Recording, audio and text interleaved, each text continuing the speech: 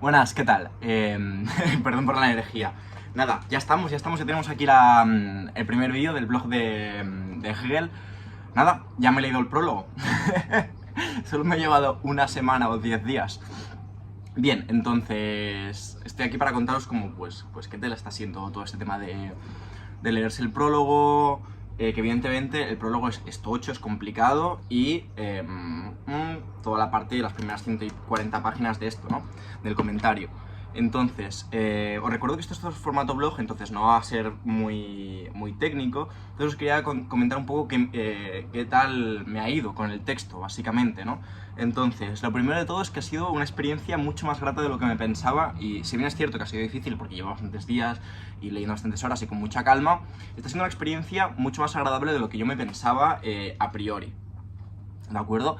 Estoy disfrutando muchísimo el texto, mucho más de lo que me esperaba, y sobre todo no está siendo tan difícil. O sea, yo creo que es también porque al ir muy lento y al ir como leyendo el comentario, el contexto general, luego párrafo por párrafo, va entrando todo de una manera como muy orgánica, y sobre todo en el comentario del camino del saber es muy repetitivo, por lo tanto como que las ideas te van entrando, ¿no? Sí que es verdad que hay trozos que cuestan mucho más entender que otros, pero siento que con paciencia no me estoy quedando atascado o no estoy en la nada, lo que me pasó la última vez que leía Hegel. Me entero de por dónde están yendo las cosas, ¿no? Y una cosa que yo recomiendo hacer con Hegel, por ejemplo, es si no entiendes algo concreto, no te quedes atascado ahí, ¿no? Eso con otros autores sí que lo recomendaría mucho más, pero con Hegel tira para adelante, y como luego haciendo así lo vas a entender, sobre todo porque el propio Hegel va haciendo círculos. Entonces no hay que obsesionarse tampoco, porque las cosas se van desentrañando, ¿vale? Perdón, que hace una calor. Voy a apagar el ventilador, es que si no se va a oír, pero...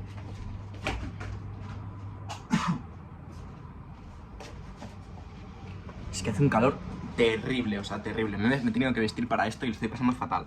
Bien, entonces, eso está siendo un poco tal. Luego estoy tomando apuntes también, como para que me quede todo. Está siendo un trabajo que me va a llevar más de lo que me pensaba, y eso me preocupa porque me lo quería leer solo en el verano.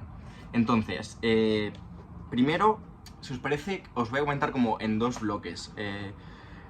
Lo primero es un poco lo que hace Hegel en el prólogo. Es un prólogo peculiar, no es un prólogo que sirva de introducción. En tanto que, bueno, tal, historia del autor, como los prólogos suelen ser como muy ilustrativos y muy fáciles. En cambio, hay que tener en cuenta que cuando Hegel escribe este prólogo, lo hace justamente después de escribir el último capítulo, el del saber absoluto, de la fenomenología del espíritu, capítulo que originalmente no iba a estar en la obra, ¿de acuerdo? La obra iba a ser mucho más corta, como bien ya sabéis, y no se iba a llamar Ciencia de la conciencia de la experiencia. Entonces, es un prólogo complejo. ¿Por qué? Porque como para Hegel el saber filosófico, que esto ahora luego lo comentaré, tiene que ser en la cosa, y desde la cosa misma, en su interioridad, en su desplegarse y en su propio movimiento, el saber filosófico no puede ser externo, o no debe de serlo como mínimo. No debe ser un sujeto externo que juzga, el sujeto se debe de sumergir en ese sentido, y de alguna manera como ser aniquilado o quedar dentro del movimiento de la cosa, ¿no? Entonces, en ese sentido, el prólogo entra directo.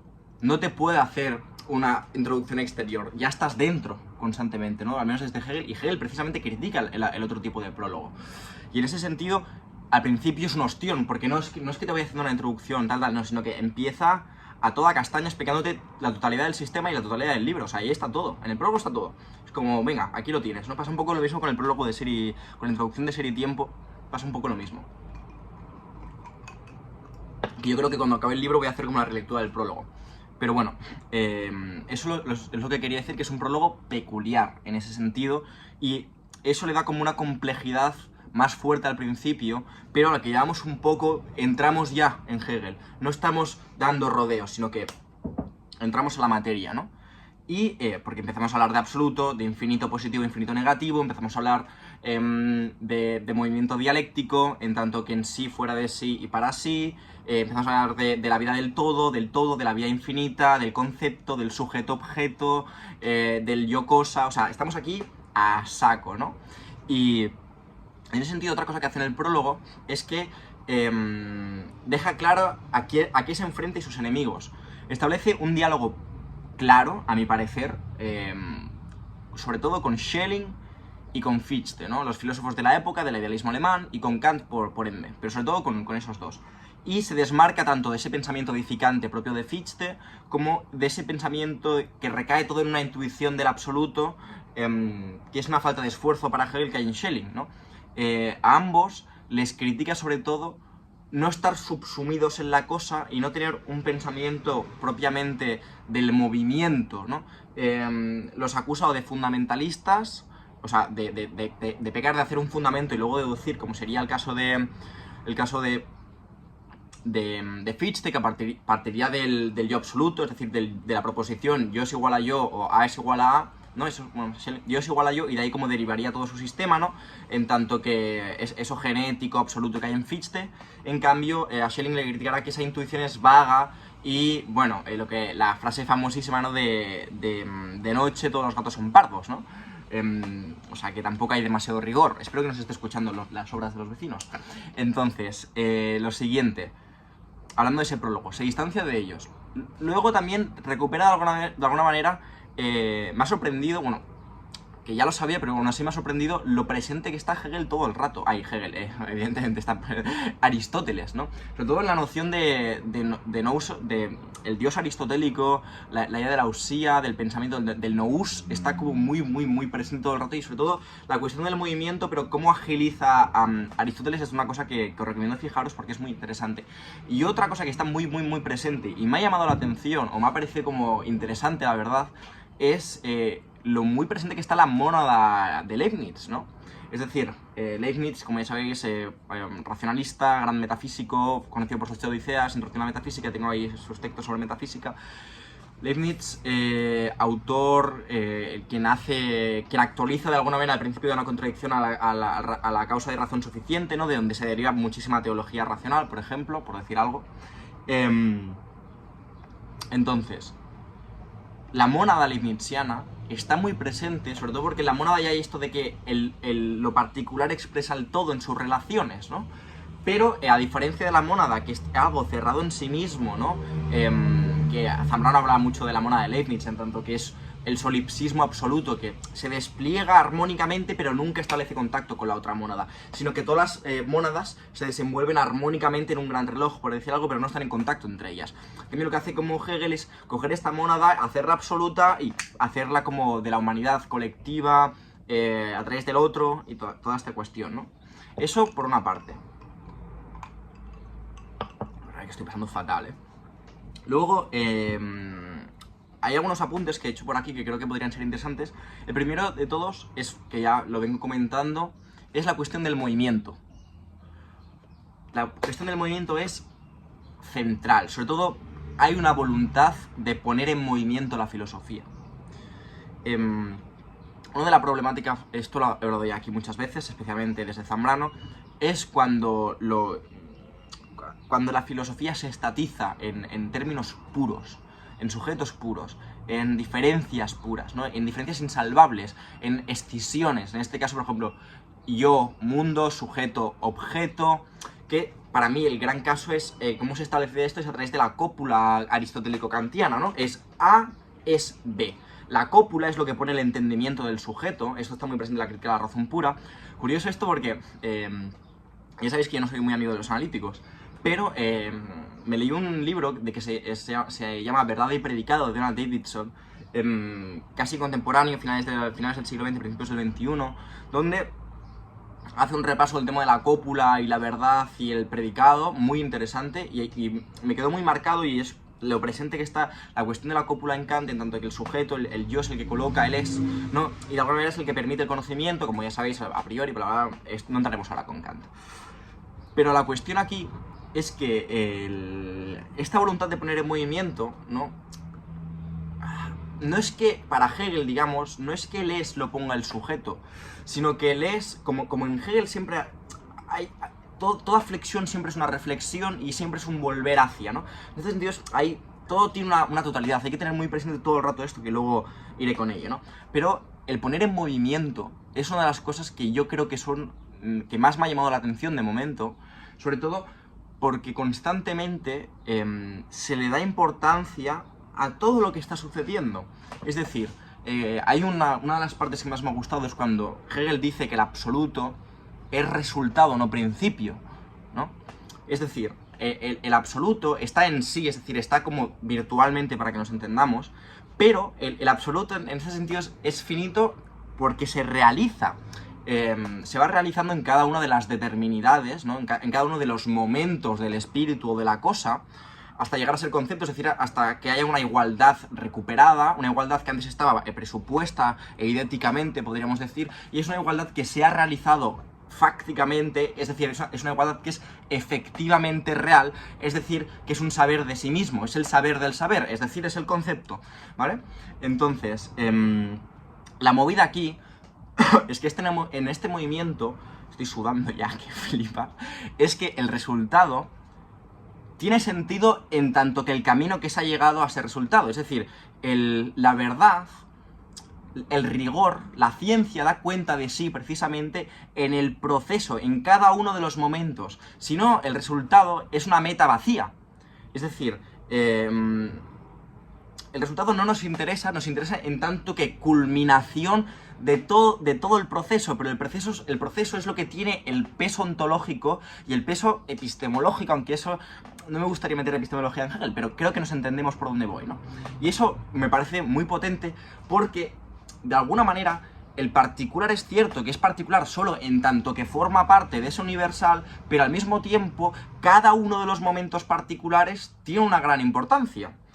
Eso lo primero. Luego, creo que es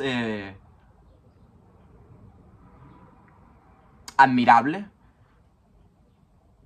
cómo Hegel, el rigor,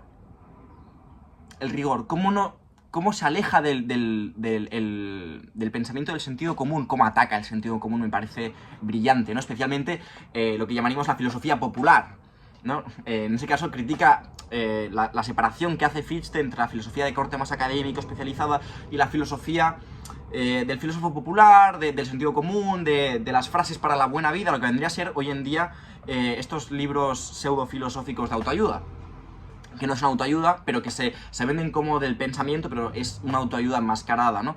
Para, de alguna manera, hacer sentir bien al lector en una autocomplacencia casi narcisista, ¿no?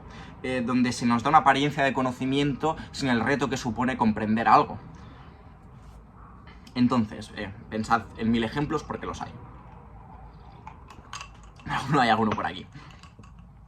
Entonces, eso por una parte. El rigor. Hegel, si lo consigue o no ya lo veremos. Pero Hegel pretende pensar en la cosa, desde la cosa y para la cosa. Es decir, el conocimiento no es algo exterior, repito.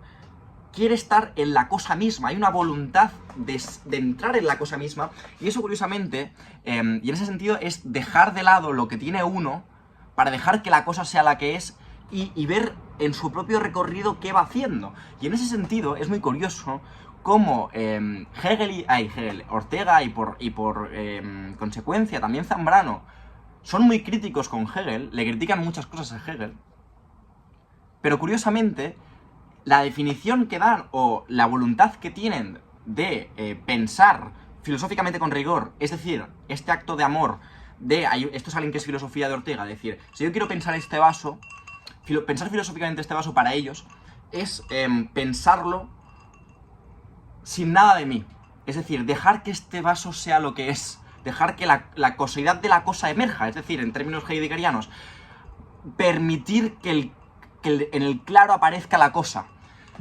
Y eso es lo que nos está haciendo Hegel también. O sea, me parece un poco. Me ha parecido interesante ese link. Pero es eso, ¿no? Este rigor de entrar en la cosa y ver cómo la cosa se desenvuelve me ha parecido muy interesante. Luego, que esto va relacionado también, la voluntad de totalidad. Está constantemente presente el reto de no se amedrenta, de entrar al todo, pensar el todo, desde el todo y realizar el todo, porque eso es la idea. O sea, el todo es un en sí que está presupuesto, que se debe pasar al momento negativo, que sería ese fuera de sí, debe alienarse, debe exteriorizar, salir de así, para recuperarse de alguna manera, debe restaurarse en ese momento de Aufheben, ¿no? En esa aniquilación, superación, asimilación tan problemática. En tanto que la dialéctica es esto, no es un tesis, antítesis, síntesis, ¿de acuerdo? Eso no aparece en Hegel. Hegel nos dice que es un pensamiento dialéctico, pero no nos dice tesis, síntesis, antítesis, tesis, antítesis, síntesis. Nos dice que es en sí, fuera de sí, para sí, o afirmación, negación y negación de la negación, ¿no? En ese Hegel. Entonces, en esa voluntad de totalidad me parece admirable, sobre todo, de no hacer una totalidad presupuesta a nivel fundamental, como fundamento, o exteriorizar algo fuera de la cosa o fuera de la humanidad, en tanto que una causa externa, como podría ser Dios o lo que sea, sino que precisamente lo que está haciendo Hegel es coger el todo es el movimiento del todo, valga la redundancia, y lo que debemos hacer en la filosofía es dar cuenta de este movimiento y ver cómo se va realizando desde sí mismo, cómo va estirando sus determinadas... Es decir, hay un momento donde en la lógica, cuando habla de la dialéctica de Hegel, Gadamer dice que pensar dialécticamente es coger una determinación, es decir, coger coger algo y llevarlo hasta el extremo, es decir, coger ese pensamiento, tensarlo, llevarlo hasta sus últimas consecuencias, hasta que se nos aparezca contradictorio, que entonces nos aparecerá su propia negación, tensaremos eso al máximo y en este poner en movimiento constantemente todo lo que está sucediendo, se nos va apareciendo esta totalidad, ¿no? Y recordemos que es una totalidad orgánica, ¿de acuerdo? En Hegel hay un pensamiento que es vivo, que es vida pura y dura, y eso es precioso. De ahí su plasticidad del lenguaje, de ahí cómo consigue estirar las cosas, y de ahí esos éxtasis que van apareciendo en el texto. Joder, qué calor que hace, sin el ventilador, qué calor que hace. Bien, luego, lo que iba diciendo, la colectividad. El sentimiento colectivo. Hegel de alguna manera interioriza las máximas ilustradas. Eso es así, Hegel está presente en la ilustración, en Hegel de una manera muy fuerte además. Universal, humanidad, igualdad, libertad, ¿no? Y en ese sentido, pero me gusta lo colectivo, porque una idea que me parece muy bonita es la idea del patrimonio de la humanidad.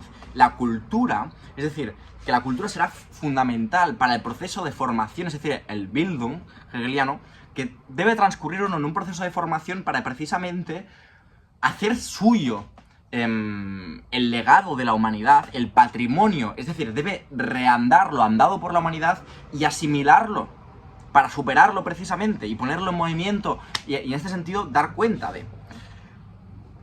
Pero cuando Hegel habla de la ciencia, habla del conocimiento, critica la voluntad elitista de este. Dice, la ciencia solo es ciencia en tanto que puede estar presente para todas y cada una de las autoconciencias que forman el colectivo o que forman el conjunto de las autoconciencias, que eso es la comunidad de autoconciencias libres, que se reconocen y dialogan, ¿no? Porque recordemos que aquí el diálogo es muy importante porque estamos haciendo dialéctica. Entonces, eso por una parte. Me ha gustado mucho tener presente todo el rato la parte colectiva, que este conocimiento no es un conocimiento porque sí, que tiene una voluntad colectiva, de patrimonio, de entendimiento, ¿no? Otra cuestión es, y esto ya lo pensaba de antes, lo bien que funciona el espacio lógico y el ontológico. Cómo va de la mano y cómo se va realizando, y en este sentido, en el sentido de la fenomenología, cómo va de la mano la fenomenología, es decir, la experiencia en un sentido, ojo, experiencia no en un sentido científico del término, sino experiencia en tanto que conocimiento de la vida, en tanto que eso que me ha sucedido, en ese dar cuenta, y precisamente en el aprendizaje de la negatividad, ¿no? Es decir, para Hegel lo bonito es que la verdad existe o está presente o el saber es posible en tanto que cuando algo se nos aparece como falso identificamos que es porque el saber es posible y por eso lo falso está perdón, por eso descartamos lo falso y nos intentamos acercar al saber porque hay una cierta promesa de posibilidad. Entonces funciona muy bien el plano fenomenológico con el lógico, por ejemplo, la fenomenología con la lógica funciona muy bien, con lo ontológico funciona muy bien. Y por último, el lenguaje y el ritmo. El lenguaje y el ritmo es sorprendente, ¿eh? Se dice mucho que Hegel escribe muy mal, que es muy complicado. A ver, es complicado, sí. Pero ojo cuando se pone poético, ojo cómo domina el ritmo, cómo lo estructura, cuando te acostumbras a este movimiento circular, la cosa está muy interesante. La cosa está realmente interesante y yo creo que es un ejercicio potente, sobre todo cuando tienes estos pequeños momentos de eureka, que lo visualizas gráficamente, que hay un pensamiento que es gráfico y se te aparece la figura, yo creo que se le entiende muy bien. Qué calor, ¿eh? Y ya estamos llegando hacia el final. Y para mí, otra de las cuestiones que ya mencionaremos, porque eso sé que viene mucho más adelante, es la cuestión de la libertad. Me gusta mucho cómo Hegel coge la libertad como negativo, ¿no? Y es muy bonito cuando dice que en la enciclopedia, ¿no? Dice que la pura nada sería la libertad más fuerte.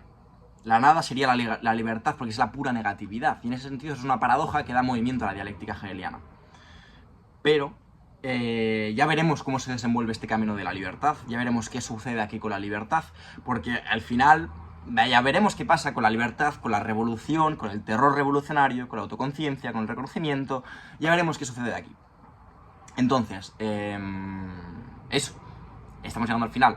Decidme qué os ha parecido, cómo lo veis, qué tal veis este formato, si os interesaría que lo hiciera de alguna otra manera, que comentáis algún tipo de cosas distintas, que os leáis alguna citilla, alguna cosa si habéis llegado hasta aquí como un besazo enorme para vosotros.